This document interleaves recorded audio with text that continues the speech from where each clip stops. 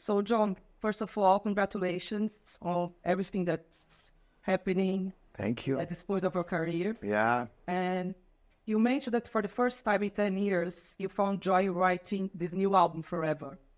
Can you explain the reasons behind it and why this album means so much to you? Every record means everything to you. At that moment in time, it's the best thing you've ever done and you're most proud of. So that's why you want to come and talk about it. But when I have a couple years behind me with 2020, I love the album artistically. But it was written at a time when you and I were in lockdown in the middle of COVID. In fact, I was in this room, staying in this room, when COVID had come across from Italy into the UK, and we were watching on the news, and I was working with Prince Harry to give the song Unbroken on that record to the Invictus Games. In this room, I realized had we waited 3 or 4 more days, that would have never happened. We go home, and songs like Do What You Can and American Reckoning are yet to be written because the world hadn't lived those moments in time yet. So anyhow, that's not a joyful record. I'm the narrator in a socially conscious record, you know, telling these stories. The album before then, which was This House Is Not For Sale, we're very, very proud of. We love as a band, but it was a statement record. And so it's taken the better part of a decade to come to this place with this album and seeing the light at the end of the tunnel after this vocal surgery and all of those things I just mentioned, to say, there's happiness again. So you just launched recently as well Legendary, the first single for this album. This is the band's 16th album, coming out in June. And I was listening to it this morning when they sent me. And I don't know, correct me if I'm wrong, but I had a feel of a kind of a farewell with the album. Was this intentional? Do you think it's like... I don't think so. I mean, nobody knows the future. You know, this unexpected obstacle of a throat surgery like this was not in the cards. But during the writing, as I say, it was such a happy time. And songs like Legendary and the celebration of life at this place where I can truly say I got what I want because I got what I need. At this point in my unbelievable, blessed life, no chart position or audience share or house or a car or airplane ride is going to thrill me the same way that I know that I can be thrilled with the pleasure of the company of those who you love and love you. And that, you know, if you can come through this health scare with that, that's a full circle moment. Talk about your vocal problems. You said like you're still on the road to recovery. Have you ever imagined a scenario that you wouldn't be able to sing to the public again? Sure. And how do you feel about it? I'm certainly not happy. You know, what you saw in the documentary, which I trust you've seen, was shot both 1 year and 2 years ago. So I'm well on the road to that recovery. I'm not ready to book a show yet or a tour, but I would venture to say I'm pretty close to 90% at this point. Did you think about doing something else in case your music career would come to an end because of your voice problem? You know, it's not like I have to get a job. I know how to write songs. I know how to make records. I'm more than capable of singing, as you can tell from the record. But I need to do 2.5 hours a night because of our reputation as a live band. That's what I do. And if I were unable to do it, I wouldn't miss it. I have to be, you know, honest, because that was never the fuel for me. The applause is not what motivated me to ever want to do this in the beginning. I just happened to be good at it. You know, for me, it was first writing a song, and if it was written well, you wanted to record it and, you know, to see if it was worth it. And lastly, you wanted to go and perform it for people to share it. I love doing it when I'm doing it, but I don't pine for it. In the documentary, you say that like you were shot in 2022, so you had just become 60, and you mentioned about to be this milestone was about becoming the man that you always want to be. 2 years down the lane now, are you the man that you always thought you would be? You know, it's a work in progress, but I'm not regretting many of the things that have happened. Every obstacle that got in the way was a part of the journey. You know, and even the things that took you well off the path that you anticipated I have very few, if any, regrets. It's unfortunate some of the things that have happened, but I'm here to talk about it. Living on a Prayer in the 80s was a song about hope. Yeah. And 40 years later now, you've written Living Paradise.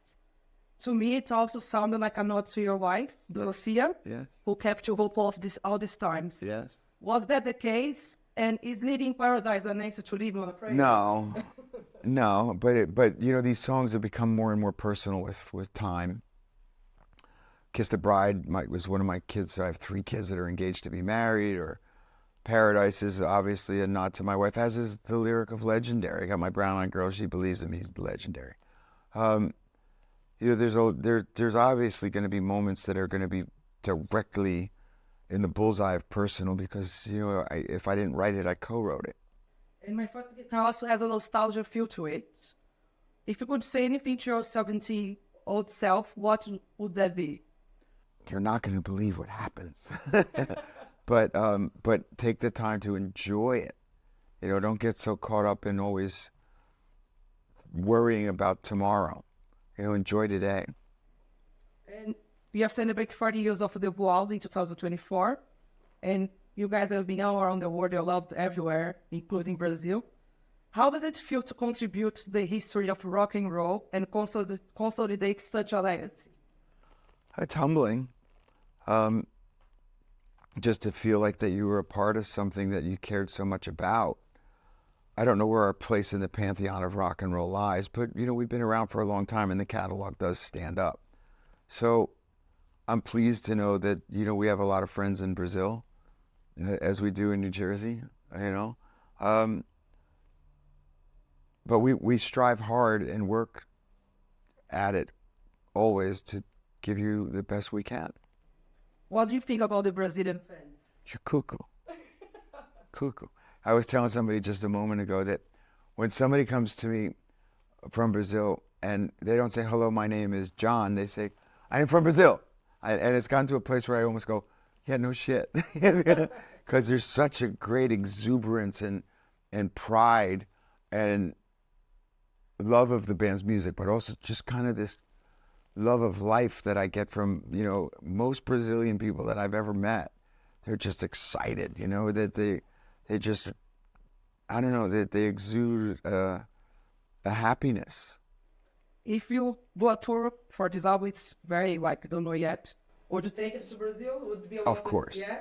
If I didn't, I can only imagine the 100,000 Brazilians that would show up at my house to carry me there. Let's go. We're going back to Brazil. Okay. Yeah. And just to finalize it, when I was a teenager, I had the album Crossroads. Okay. And I was studying English back home and listening to your songs and, like, writing down. What's your approach when it becomes like to compose and to keep your music so relevant and timeless? Well, there is no great formula for what makes a song timeless. But there is one rule, which is to stay true to who and what you are, and not to try to chase anything that may be fashionable, because by the time you catch whatever's fashionable in the moment, that moment may have passed. So our goal was always to make Bon Jovi music, so that forever it would be defined as Bon Jovi music. Not, oh, that's the hip-hop era, that's the boy band era, oh, that's the hard rock era, you know, that's the country era. That would have been career suicide.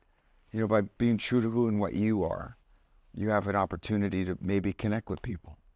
Would you collaborate with any Brazilian artists that, like... See, I don't know them, so yeah, I would. I haven't had the opportunity. And any particular, like, artists worldwide that you're listening to or influence your music as well? Anytime you hear a record, you're thinking, oh, I love that guy or I love that girl. So if you hear something, I mean, this morning in my coffee haze, I put on the new Taylor Swift because the whole world did. So I heard half of the first single. But, you know, if you hear the Beyonce thing from 3 weeks ago, you hear what's new. You know, I'll hear what's the big thing that everyone's talking about. And Richard Sambora said this year that this year would be a great occasion for a reunion. Are you open to this possibility, or do you make that happen? Let's get my health right first. It's nice of him to think that he'd like to come back and perform somewhere with us. And we'll get to that when we get to that. He left the band 11 years ago. It's been a long time. In the documentary as well, you said that you felt very tired and maybe you would regret giving the interview. Did you regret it or not? No. I'm very proud of the outcome. I really am. I think the documentary captured everyone's truth, and it tells a great tale of a bunch of men who followed me along a path and got us to where we are today.